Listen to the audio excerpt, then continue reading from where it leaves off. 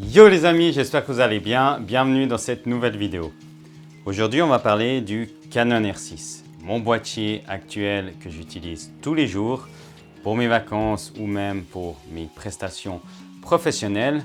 Un boîtier qui me plaît énormément jusqu'à maintenant et qui m'a toujours satisfait dans l'image et dans son ergonomie.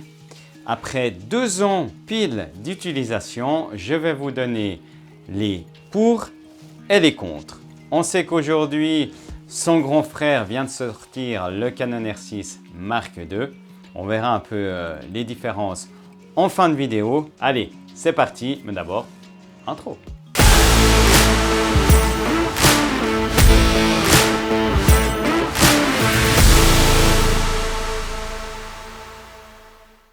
On va commencer par les contres pour ensuite bien finir cette vidéo avec les points positifs.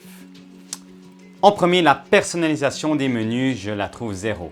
C'est vraiment dommage que tu ne puisses pas gérer le menu Q sur ton écran de base. Surtout qu'aujourd'hui, je travaille entre autres avec le R7 et le R10 et avec ces deux boîtiers, tu peux quasiment tout personnaliser comme tu le souhaites. J'aurais au moins pensé que dans une prochaine mise à jour, Canon allait rendre ça possible sur le R6, mais à ce jour, rien encore et c'est vraiment dommage. Deuxième chose, un temps d'enregistrement beaucoup trop court. Surtout que la plupart des boîtiers ont fait sauter cette norme comme avec le R7 aujourd'hui où en tout cas vous pouvez être tranquille sur 1h30 de rush. Aucun mode vidéo, mis à part le mode automatique et le mode manuel. Les modes de pré-réglage C1, C2, C3, tu peux les utiliser uniquement sur l'aspect photo et non sur l'aspect vidéo.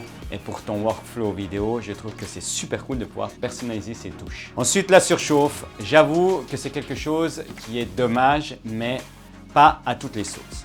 J'ai fait quelques tests en mode spectacle, appareil branché au secteur et la source d'enregistrement était une ATEM Blackmagic.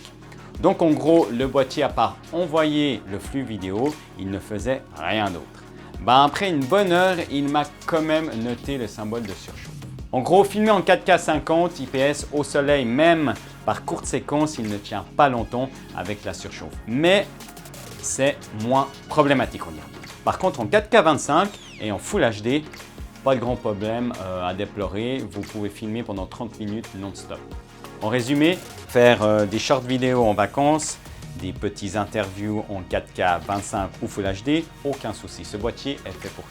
Par contre, si tu recherches un boîtier pour du live, spectacle, longue déclaration, en interview, opte plutôt pour le dernier R7 qui est franchement bluffant avec sa 4K Fine suréchantillonnée depuis de la 7K. La règle des tiers qui disparaît au moment où tu rec, et ça c'est encore sur tous les boîtiers Canon, j'ai jamais compris pourquoi et je pense que je le comprendrai jamais. Bref, en gros, tu branches ton boîtier sur un moniteur externe et tu n'auras plus de soucis. Bon, allez, passons aux choses intéressantes, les points positifs. Premier point positif, une très bonne ergonomie. Des touches plutôt bien placées, une prise en main agréable. Au niveau du poids, c'est pas mal non plus. Bon, je t'avoue que le R6 avec le 24 septembre, ça pèse. Deuxième point, filmé en 4K C-Log 3 en 4.2 10 bits, c'est juste top au niveau de la récupération d'informations entre les hautes et les basses lumières. Cependant, il faut quand même connaître les bases du log, l'exposer correctement pour éviter trop de bruit numérique et de ne pas utiliser n'importe quelle lutte pour conformer en règle 709 et contrôler aussi si ton ISO natif est bien mis pour ce boîtier pour opter la meilleure qualité. Un mode de recadrage pour passer en mode APS-C, ce qui te donne un crop de x1,6 pour Canon. Et ça, franchement, c'est super pratique suivant le setup que tu as. J'utilise un 24-70 et parfois ce n'est pas assez suffisant pour faire de gros plans. Et en utilisant cette technique, tu obtiendras à la place un 38-112. Et là, ça commence à devenir pas mal intéressant pour capter des jolies images. Ensuite, une petite touche secrète mais très pratique.